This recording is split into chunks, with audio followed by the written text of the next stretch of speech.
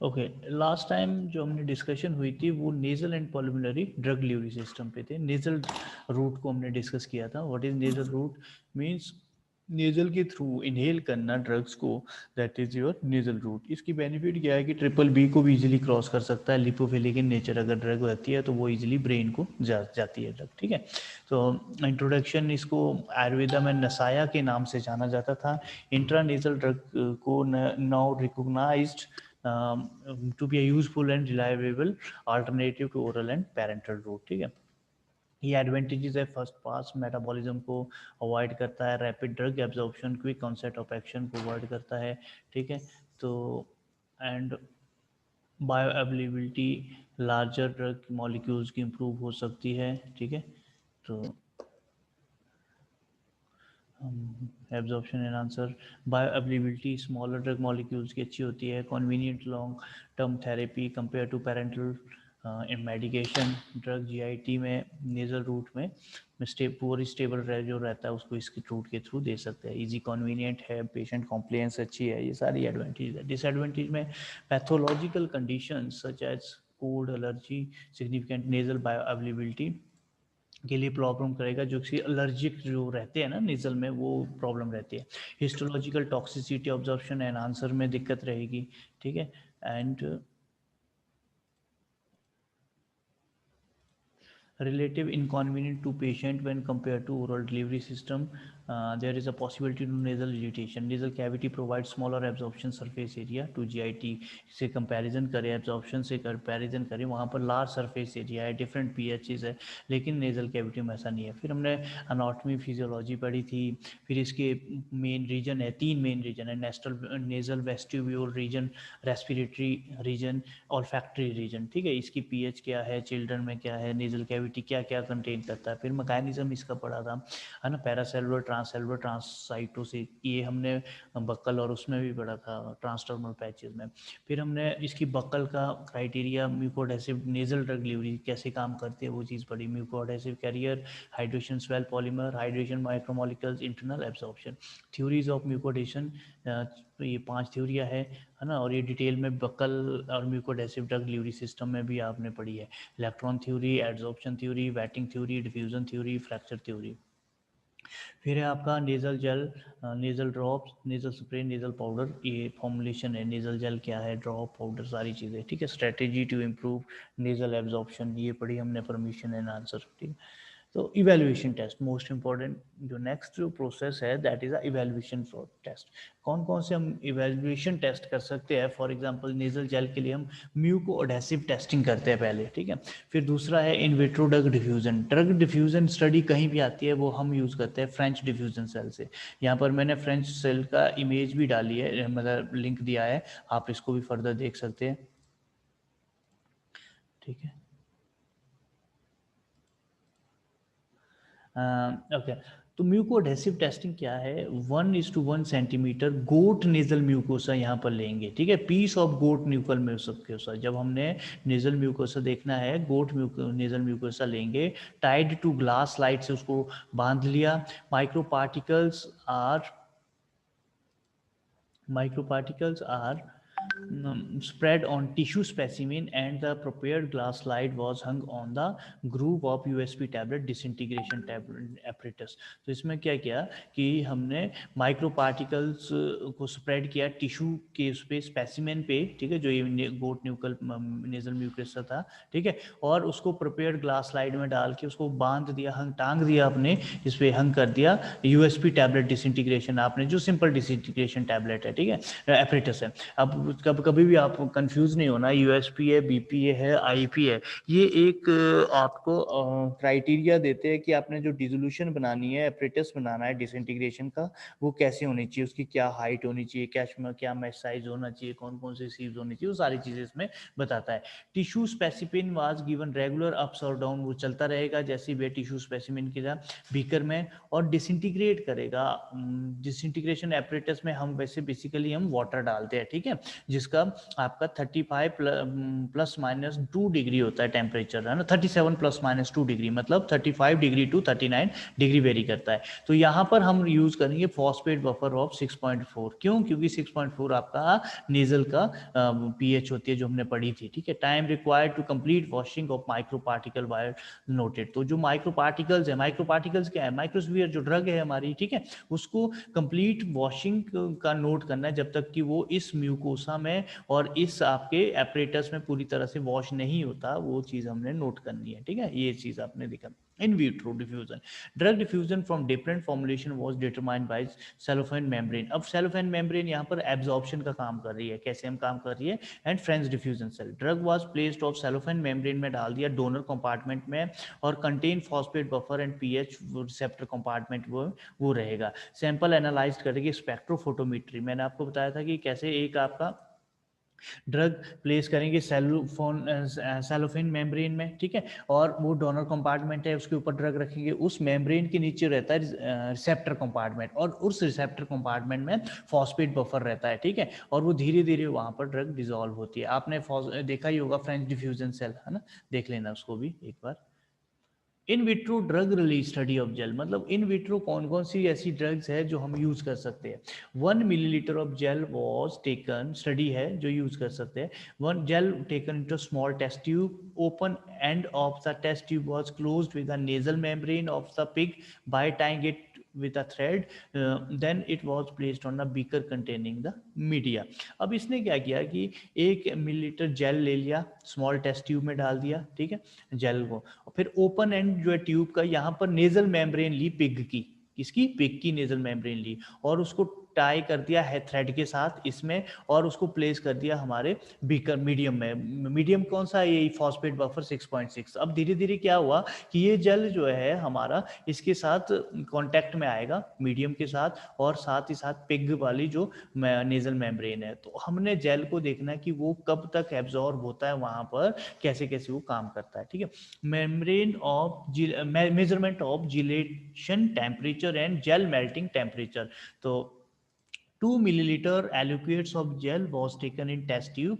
2 millilitre जो aliquots है उसको टेस्ट ट्यूब में डालना है, immersed in a water bath में डाल दिया, इमर्स कर दिया। The temperature of water bath was increase slowly and left to equilibrate for 5 minute for each new setting. जब कभी भी आप उसको इंक्रीज स्लोली करना है, मतलब जैसे पहले 30 था फिर 40 किया, जब 40 किया तो इक्विलिब्रिएट करना है 5 मिनट के लिए, उसको वैसे ही रखना है न्यू सेटिंग के साथ, ठीक है, तो ताकि वो जो है कांस्टेंट टेम्परेचर वेरी करे, obtain करे। The sample was then examined for gelation. The meniscus would be long moves upon tilting through 90 degree. What is gelation temperature? That is determination of gelation temperature. तो ये आपको एक link भेजा, इसमें पूरी detail में आपको जेलेशन टेम्परेचर कैसे डिटरमाइन करते हैं हम, वो चीज़ यहाँ पर बताई गई है। Further heating of gel causes liquefaction of gel and form viscous liquid and it start flowing temperature of gel melting. मतलब जिलेशन में हम उस टेम्परेचर में पहुंचते हैं जहां पर वो विस्कस से विस्कस होना चाहता है, हो रहता है पूरा, वो लास्ट फेज है उसका विस्कोसिटी का, विस्कस का, और वो अनमूवेबल का, मतलब फ्लो नहीं करेगा। फिर उसके बाद धीरे धीरे जेलेशन टेम्परेचर के ऊपर फिर हम काम करेंगे liquefaction of gel. Gel liquefy हो जाएगा, क्यों? क्योंकि विस्कस कम हो गया, विस्कोसिटी लिक्विड उसकी जेल की कम होगी ड्यू टू हीटिंग। अब हीटिंग क्या हुआ, क्योंकि जेल बेसिकली क्या है, 3 डायमेंशनल स्ट्रक्चर है आपका, कोहेसिव नेचर का। कोहेसिव मतलब आपस में बाइंड की पावर बहुत ज्यादा है, ठीक है। तो इसीलिए इसमें क्या हुआ कि विस्कस लिक्विड जो है स्टार्ट फ्लो करेगा टेम्परेचर को T2 जेल मेल्टिंग पॉइंट। जब T2 अचीव करेगा तो विस्कोसिटी कम हो जाएगी, कोहेसिवनेस कम हो जाएगी, क्योंकि टेम्परेचर ने उसको ब्रेक डाउन कर देना है हाई टेम्परेचर में, तो जेल जो है लिक्विफाई हो जाएगा। तो वो हमने टेम्परेचर दोनों नोट करने, एक जेलेशन टेम्परेचर कहाँ पर वो लास्ट ऐसे रहता है कि जहाँ पर वो विस्कोसिटी ज़्यादा शो करेगा, फ्लोबिलिटी नहीं शो करता, और कहाँ पर वो मेल्ट होना शुरू करता है। तो ये सारे तो थे आपके इन विट्रो रिलीज या रिलीज पैटर्न। फिर मार्केटेड ड्रग लोकल डिलीवरी के लिए कौन कौन सी ड्रग हम यूज करते हैं जो आ चुकी है मार्केट में। तो एजिलास्टेन करते हैं, एस्टिलीन नाम से आती है, एक्सिपेंट बेंजलकोनियम क्लोराइड, ईडेट्सो डाइसोडियम है।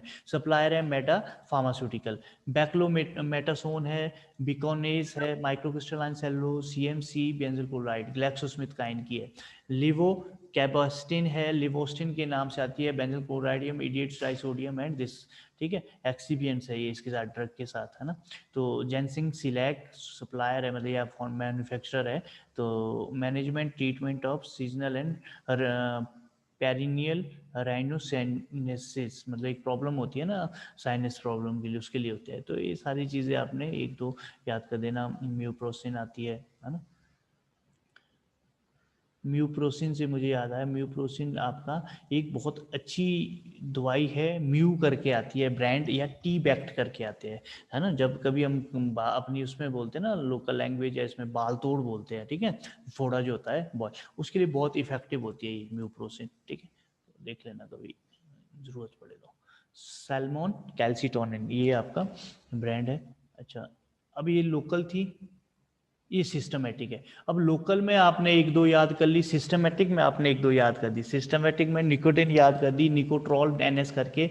एक्सिपिएंट्स भले ही छोड़ देना, लेकिन कंपनी कौन सी है और यूज क्या है वो जरूर याद करना। निकोटिन ब्रांड दिस वन, ये वाला छोड़ दो, कोई इशू नहीं है। ऑक्सीटोसिन, साइंटो, सिंटोसिनोन, नोवेरेटिस की आती है ना, नोवेरेटिस की आती है वो अपना नेजिवियन जो आती है ना, ठीक है। ये है जाइकेम मार्केटेड कोल्ड रेमेडी के लिए, नेजल जेल है ना, जेल आता है। अब तो खैर इनहेलर यूज करते हैं हम, इनहेलर आते हैं। पेटेंट ड्रग भी है नोजल की, जो ऑलरेडी बन चुकी है, पेटेंट हो चुकी है 1974, 2001, 1980, ये पेटेंट है। इंट्रामस्कुलर टेक्निक लेरेजापम नेजल स्प्रे, ये देख लेना। रिसेंट एडवांस, अब क्या क्या ऐसे एडवांस्ड है जो इसमें हो सकते हैं। Currently majority of intranasal product on the market are targeted towards locally for the prevention of nasal symptom. The trend towards the development of intranasal product for systematic absorption should rise considerably over the next several years. The development of these products will be in wide variety of therapeutic area, from the pain management to treatment of erectile dysfunction, ठीक है। The primary focus क्या है intranasal administration का, correlate करेगा increase molecular scientist को and method will be developed to the peptide protein recombinant, ये important है। तो ये जो new peptide protein recombinant product है, वैक्सीन है, इसकी डिलीवरी के लिए नेजल का यूज करना, दैट इज मोस्ट इंपॉर्टेंट, ठीक है। फर्दर टेक्नोलॉजी ये आगे भी दिया गया है, non peptide pharmaceutical delivery, adrenal cortisol, sex hormone 17, beta estradiol, progesterone, इनके लिए vitamin D, vitamin B, cardiovascular drug, hydralazine, angiotensin 2, nitroglycerine etcetera, CNS stimulant, cocaine, lidocaine, narcotic antagonist, buprenorphine, naloxone. तो ये भी एक एक दो दो याद कर देना आपने। ये है नॉन पेप्टाइड फार्मास्यूटिकल, ये है peptide based pharmaceuticals, protein hydrophilic polymer molecules, molecular poorly absorb. अब देखो होता क्या है, वैसे आपको भी पता ही है, जो भी हाइड्रोफिलिक आपका रहेगा पोलर मॉलिक्यूल्स, वो हमेशा ही एब्जॉर्प्शन पुअर रहेगी। क्यों रहेगी? जिसकी मॉलिक्यूलर वेट भी ज़्यादा है। क्यों? क्योंकि वो ड्रग गई एब्जॉर्प्शन के लिए, डिसोल्यूशन तो बढ़िया होगी, लेकिन जब वो इंटेस्टाइन में गई तो वो लिपोफिलिक क्राइटेरिया रहा उसका नहीं था, तो जिसके कारण वो एब्जॉर्ब नहीं हुआ। तो इसमें एब्जॉर्प्शन यहाँ पर इसको ईजिली हम एब्जॉर्ब करा सकते हैं, और इसमें यूज़ कर सकते हैं absorption enhancer, surfactant, glycoside, cyclodextrin वगैरह, ठीक है, insulin and delivery of diagnostic agent, phenolsulfonphthalein is use diagnostic kidney function के लिए यूज करते हैं, सैक्रेटिन यूज करते हैं पेनिट्रिक डिसऑर्डर के लिए, डायबिटीज पेशेंट में, वैक्सीन के लिए भी यूज करते हैं दिस रूट को, ठीक है। Anthrax, influenza, these all are application. क्या है बेसिकली, ये रिसेंट एडवांटेज में आपने एप्लीकेशन लिखनी है, ठीक है। तो ये सारी एप्लीकेशन है जिसको हम यूज करते हैं। Delivery of vaccine, propanol recombinant, bacillus protective and जीटोसिन respectively. Delivery of drug to brain के लिए मैंने आपको पहले बोला था, कंडीशन लाइक पार्किंसन, एल्जाइमर वगैरह के लिए यूज करते हैं। Nerve growth factor, insulin growth factor, fibroblast growth factor, the ज़्यादा ड्रग मॉलिक्यूल जो टारगेट किया जा रहा है ना। Activity dependent neuro trophic factors, ठीक है। इसमें क्या है, नर्व ग्रोथ फैक्टर आपका ग्रोथ, सर्वाइवल, प्रेजेंटेशन, कॉलिनेटरी, सीएनएस के लिए इंसुलिन, डायबिटीज के लिए फाइब्रोब्लास्ट, जैसे कि नेम इंडिकेट है ना। Stimulate cell of the area of the body and multiple tissue, activity वाला जो है अल्जाइमर के लिए। Conclusion, the considering The widespread interest in nasal drug delivery, the potential benefits of intranasal administration, it is expected the novel nasal product will continue to reach the market. They will include not only drugs for acute or long-term disease, but they also novel nasal vaccine with a better local or systematic protection against the infection. The development of drug for directly target to the brain to order to attain the good therapeutic effect in CNS with reduced systematic side effect is feasible. However, it was also stated that intranasal route presents several limitations which must be overcome to develop a successful nasal medicine physiological condition, physiological properties of this most important. तो हमने क्या करना, जो भी conclusion में आपने जो भी आपकी डिसएडवांटेजेस थी एब्जॉर्प्शन के केस में, ओरली ड्रग के केस में, वो सारी हमने यहाँ पर एडवांटेजेस आ गई, ठीक है। प्रो ड्रग वगैरह यूज कर सकते हैं म्यूकोएडेसिव प्रॉपर्टीज में, ठीक। नेक्स्ट है pulmonary drug delivery system. Simply देखो, नेजल का काम तो है यहाँ तक, ये रूट देना, ठीक है, और नेजल के में आपने ब्रेन के लिए भी यूज किया। पल्मिनरी मीन्स थ्रू नेजल ही, लेकिन कहाँ पर इफेक्ट, सिस्टमेटिक इफेक्ट हमारा लंग्स में जाएगा। कॉप्ट वगैरह डिजीज जो होती है ना, अब इसको पढ़ते हैं, उसके लिए बहुत इंपॉर्टेंट है। अब देखो, बेस्ट यही है कि आपका दवाई ओरली देंगे, इंटेस्टाइन में डिसोल्यूशन के लिए स्टमक में जाएगी, एब्जॉर्प्शन के लिए इंटेस्टाइन में जाएगी, फिर ब्लड के थ्रू आपको पूरी बॉडी में जाएगी, है ना, फिर यहाँ पर काम करेगी। बेटर यही है कि इसको इंट्रानेजल दो और इस रूट में डायरेक्ट वो लंग्स में काम करे, ठीक है। ओके, तो क्या है इसमें introduction, advantages, disadvantage, respiratory tract, formulation approach, marketed preparation, patented preparation, recent advent, conclusion and reference. Introduction. The respiratory tract is one of the oldest route used for the administration of drug. Over the past decades, inhalation therapy has established itself a valuable tool in local therapy of the pulmonary disease such as asthma or cough, chronic obstructive pulmonary disease। और ये हर तीसरे आदमी को problem है आज की date में इसकी, कॉप्ड और अस्थमा की, है ना। थोड़ी सी भी एलर्जी रहती है उनको, धूल से रहती है, डस्ट से रहती है, एकदम वो एस्थमेटिक जो है चलता रहता हुआ ना। This type of drug application in therapy of these disease is clear from targeted drug delivery system. तो इसको हमने कैसे टारगेटेड ड्रग डिलीवरी सिस्टम के थ्रू काम करना है या ड्रग को देना है, यूज करना है, ठीक है। तो currently over 25 drug substance market में आ गई है जो इनहेलेशन एरोसोल प्रोडक्ट के लिए यूज करते हैं for local pulmonary effect, and effect about the same number of drugs are different stages clinical development में आगे। मतलब 25 ड्रग्स आपकी मार्केट में पहुंच चुकी है जो इनहेलेशन थ्रू दी जाती है अस्थमेटिक के लिए, है ना। तो drug use for asthma and cough are B2 agonist, salbutamol, terbutaline, formoterol, corticosteroids such as budesonide, philoxatide, beclomethasone, mast cell stabilizer, sodium glycolate, nedochrome, ठीक है, नेडोग्रोमी। Latest and probably one of the most promising application of pulmonary drug क्या है, अच्छी application क्या है, it use to achieve systematic absorption of administrative drug substance. तो systematic absorption के लिए यूज कर सकते हैं पहली, particularly for those drugs that exhibit poor bioavailability when administered oral route। अगर इसकी poor bioavailability है तो उसके लिए भी हम इसको यूज कर सकते हैं as a this route, peptide और प्रोटीन, ठीक है। Example, respiratory tract might be convenient port for entry, तो ये कन्वीनियंट पोर्ट हो सकता है एंट्री का, okay. Advantages of pulmonary drug, ये भी डालनी है एडवांटेजेस, ठीक है, दोनों। It is needle for free pulmonary delivery, needle free pulmonary delivery मतलब इंजेक्शन के बिना ही पल्मोनरी रूट तक पहुंचाना, that is a most important thing. It require low and fraction of oral dose, बहुत कम ओरल डोज की जरूरत है, क्यों, क्योंकि एरोसोल है और एरोसोल में एक टेक्निक है मीटर डोज इनहेलर, पढ़ेंगे आगे MDI, ठीक है। तो आपको पता ही है क्या होगा, fixed quantity of the rate आपका या fixed quantity of the delivery rate हमें निकलेगी इसमें। Pulmonary drug delivery having very negligible side effect since rest of the body is not expose to the drug, ठीक है। इसके बहुत ही कम साइड इफेक्ट है क्योंकि पूरी बॉडी में ड्रग को एक्सपोज नहीं करना है। तो अगर पूरी बॉडी में एक्सपोज नहीं करना है तो इट मीन्स हमें ड्रग की भी वो भी थोड़ी कम ही लगेगी क्वांटिटी। ऑनसेट ऑफ एक्शन बहुत कम है पल्मोनरी का, क्यों वेरी क्विक है, सॉरी कम नहीं है, वेरी क्विक है, बहुत जल्दी है, बिकॉज ये एकदम वो नेजल रूट से गई और एकदम वो सिस्टमेटिक वो लंग्स तक चली गई है ना।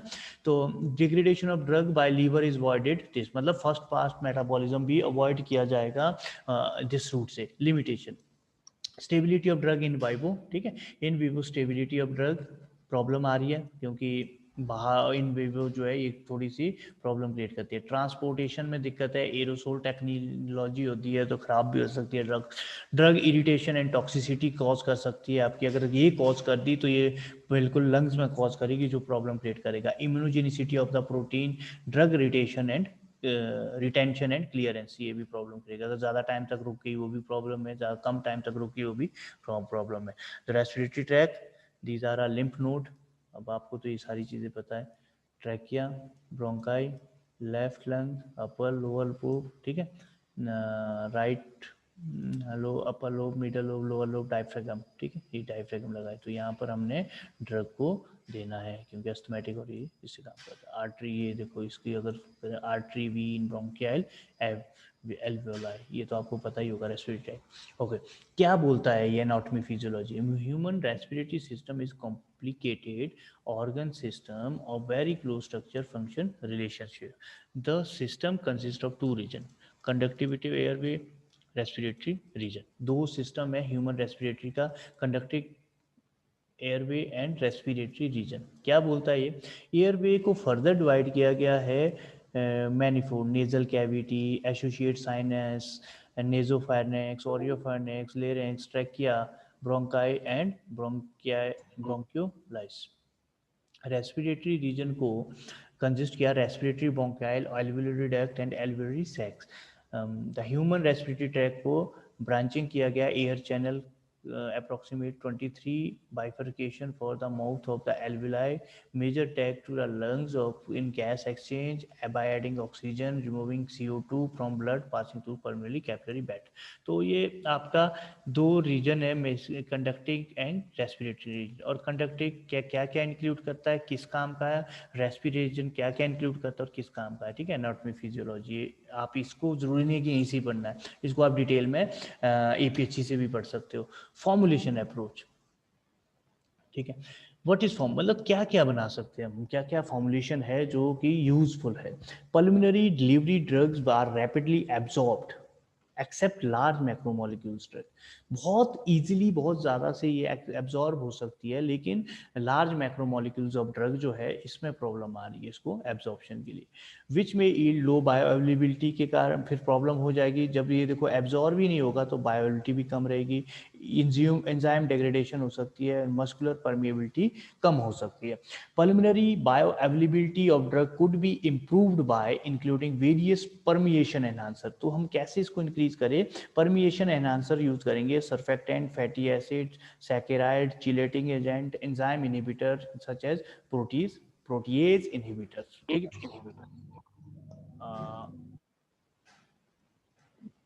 The most important issue is the protein stability in the formulation.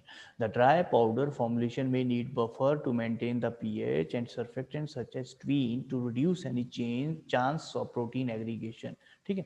तो most important issue protein stability का क्या है इन द फॉर्मुलेशन में? द ड्राई पाउडर फॉर्मुलेशन में need buffers to maintain the pH, ठीक है, buffers to maintain the pH and surfactants such as tween to reduce chance of protein aggregation.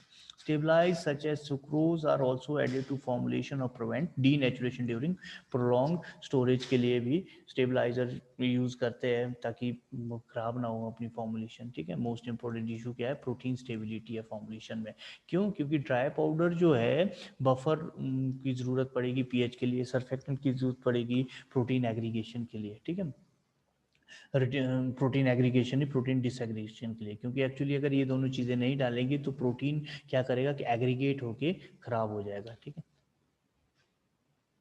Okay, pulmonary bioavailability largely depends on the physical properties of the delivery protein and it is not the same for the all peptide protein drugs, ठीक है। ये बायोलिटी largely physical properties delivery of protein के लिए ही होता है और ये सेम नहीं है सारे पेप्टाइड के लिए। Insulin liposome are one of the recent approach, कौन सा? Insulin liposome in control of release of aerosol preparation, देखो एरोजोल में ही आ गया इंसुलिन अब, ठीक है, लाइपोसोम देखे delivery for insulin liposome dipalmitoylphosphatidylcholine cholesterol have significant hypoglycaemic effect को यूज करने के लिए डायबिटीज के लिए, ठीक है। The coating of disodium fluorescent by hydrophobic lauric acid is used, देखो disodium fluorescence by hydrophobic lauric acid को यूज किया जाएगा way to prolong the pulmonary resistance time को पल्मोनरी में रेजिस्टेंस टाइम बढ़ाने के लिए। It increase the dissolution half time. It another method pulmonary absorption property will modify the protein peptide drug in conjugated with PEG to enhance the absorption of drug to introduce of the test. तो ये basic introduction है कि हमें क्यों ज़रूरत पड़ी formulation बनाने की और वो कैसे कैसे हेल्प करेगा आपके इस टेक्निक्स को, ठीक है। एरोसोल, एरोसोल क्या है बेसिकली, ओके एरोजोल आपका प्रेशराइज टेक्नोलॉजी है, ठीक है, स्टेबल सस्पेंशन और सॉलिड के यूज कर सकते हैं, इसको हम नेक्स्ट क्लास में डिस्कस करेंगे, ठीक है। और